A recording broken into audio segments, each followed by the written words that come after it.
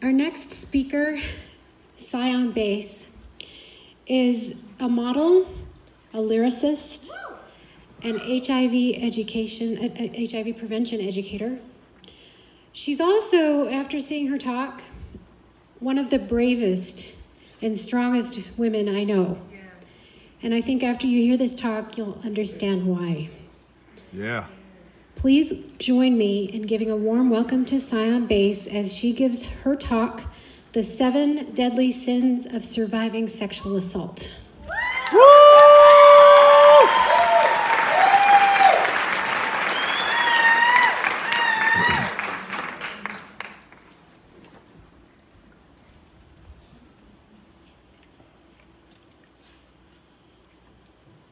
Spring break 2017. It was supposed to be an awesome week away from school, spending time with friends. And I had been studying so hard for my Health and Human Services degree, I said, why not? Let's splurge. Let's go to LA so we can spend time on the beach, eat some fresh mangos y aguacates, twerk a little something at the club. Hey. It was supposed to be great. But little did I know that that trip would make a traumatic imprint on my life. On March 14th, 2017, I was sexually assaulted by R&B singer Miguel after meeting him in a nightclub in Los Angeles. After the assault back at the Airbnb, I paced back and forth and I was sweating from panic. I had one of two choices. One, continue to live as a survivor of sexual assault in silence and shame. Or two, speak up and hold this perpetrator accountable for his actions. I figured the least I can do is just record myself talking about the assault right after it happened so I can get it off my chest and decide what to do with the video later. In the morning, I called 3 close friends and they all agreed, speak up. So on social media, I wrote a post, including the photo that we took, along with 2 videos describing what had happened, and with shaking hands, I pressed send and held my breath. The post went viral in a matter of minutes. Now, when I say viral, I mean viral. And like a virus, it was infecting me. I had people slut-shaming and victim-blaming me from Texas to Russia, saying horrible things, telling me to go kill myself. But I also had lots of folks standing with me, saying that they believed me. PTSD flare-ups, anxiety, depression, suicidal ideation, and chest pains while I'm trying to take a statistics exam. Yeah, that was just like a daily reality for me at that time. Thankfully, I was privileged enough to be in college at the time. So I took full advantage of all the resources I could to heal and make sense of the assault and the backlash that followed. Mental health care services, delving deeper into creative forms of artistic expression, studying intersectionality and the intersection of internalized racism and sexism, I could finally breathe deep again. Researching historical forms of Black resistance provided a very special tool to heal my body and realign my chakras. After all, the chakras, or the 7 main energy centers within the body that govern specific functions for our well-being, they were all blocked. And I knew I couldn't heal if my chakras weren't aligned. And if you think about it, the ancestors that so the historical Black resistance such as Capoeira and Haitian revolt, I figured this is what I need for my own sexual trauma. And if you think about it, the ancestors that survived the transatlantic slave trade left behind invaluable knowledge of how to resist racism, sexism, and all the violence that comes along with it.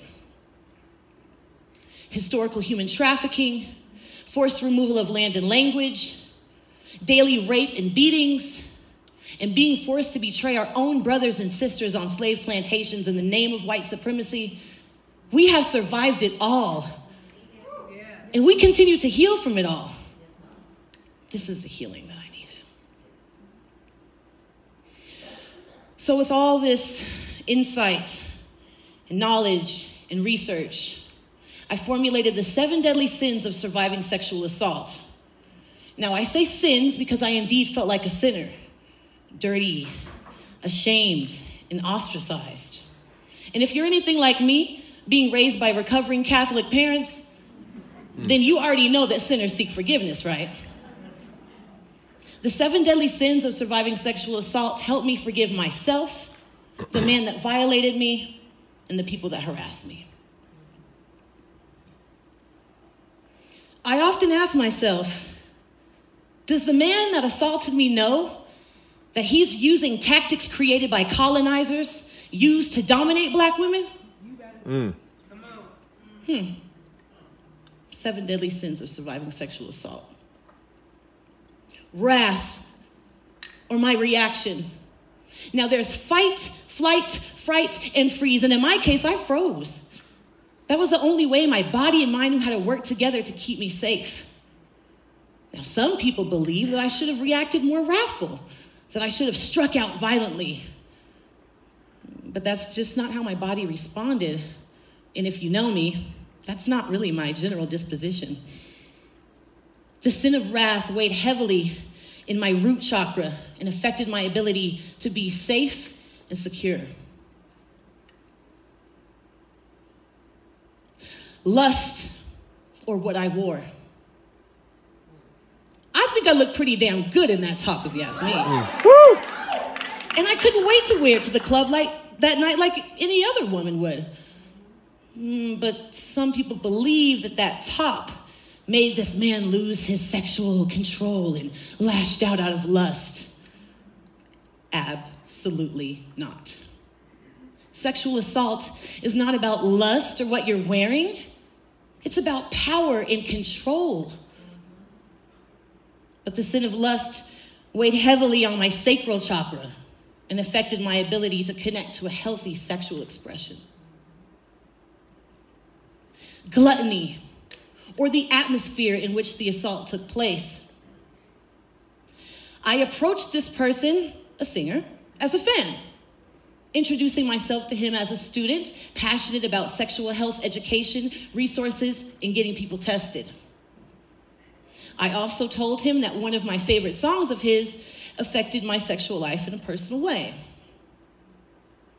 Some people say that because I brought up sex and sexuality in a nightclub, that I should have just expected this to happen, and I was actually asking for it. Listen, you could be sexually assaulted walking home from school. You could be sexually assaulted in your own home. It's the violator's decision to use your environment against you and make you feel unsafe. And the sin of gluttony weighs heavily on my solar plexus chakra and affects my ability to feel confident and trust where I am. Greed, or the motive in which I spoke out. Some people think that I want money, or attention, fame. You know what I want? I want to hold this person accountable for their actions, hopefully warn potential victims, and more importantly, I want to start the conversation of healing our gender relations in the Black community. But because my motive was misconstrued, the sin of greed weighed heavily on my heart chakra and affected my ability to feel compassion for myself and others, and my heart has never been more cold and angry. Sloth, or how I chose to disclose. Some survivors take 10 days, 10 weeks, 10 years, and some never speak out about being assaulted. How you share your story, why you share your story, and where you share your story is your decision as a survivor. Some people believe that because I went to social media, that it was not really credible. I did make a police report the same day, and I really didn't even want to, especially in today's socio-political climate in which Black lives matter and will always matter. In the face of senseless killings of Black and brown people, I had to speak up. However, the sin of sloth weighed heavily on my throat chakra and it really affected my ability to speak out and feel like I'm being heard and supported. Envy, or the standard of beauty. Now, some people think that you have to look a certain way to get assaulted.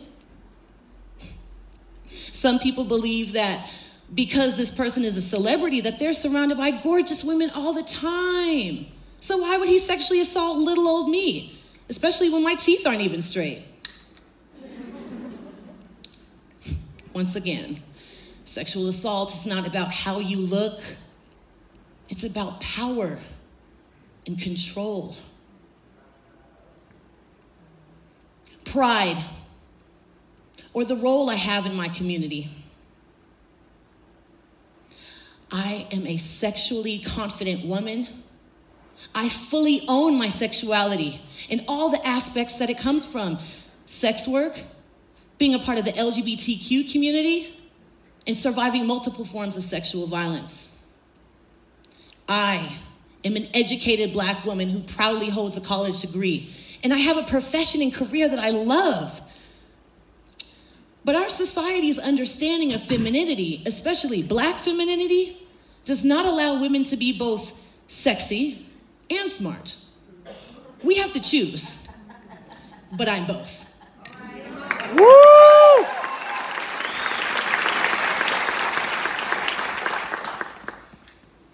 As an HIV prevention educator and sexual health educator, it is my responsibility to provide my community with sexual health education and resources.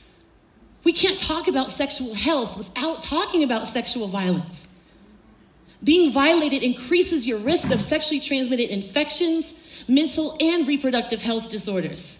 This is my duty. Now look, I'm not asking for your pity for my pain. I'm not asking for your help. I'm asking you to heal. I'm asking you to join me as I heal. I know that when I heal, I'm opening up channels for my community. Just asking you to join me. Please join me as I honor my Haitian ancestors that successfully revolted against white supremacy in 1804. Woo!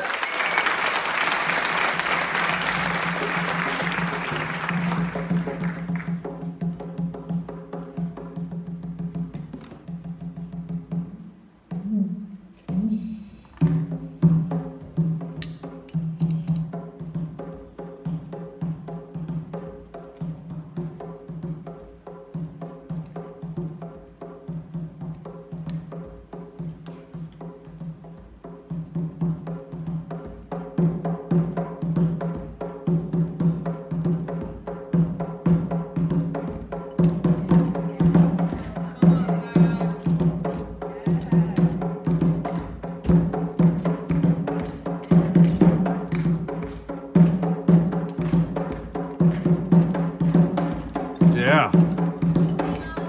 Woo!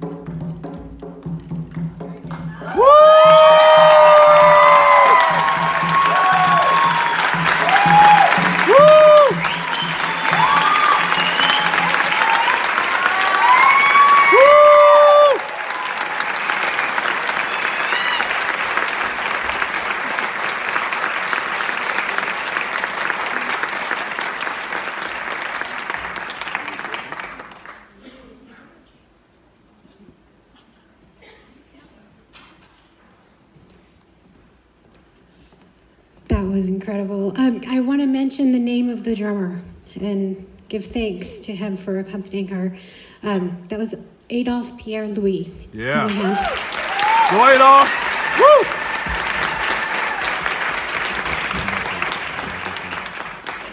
It's funny because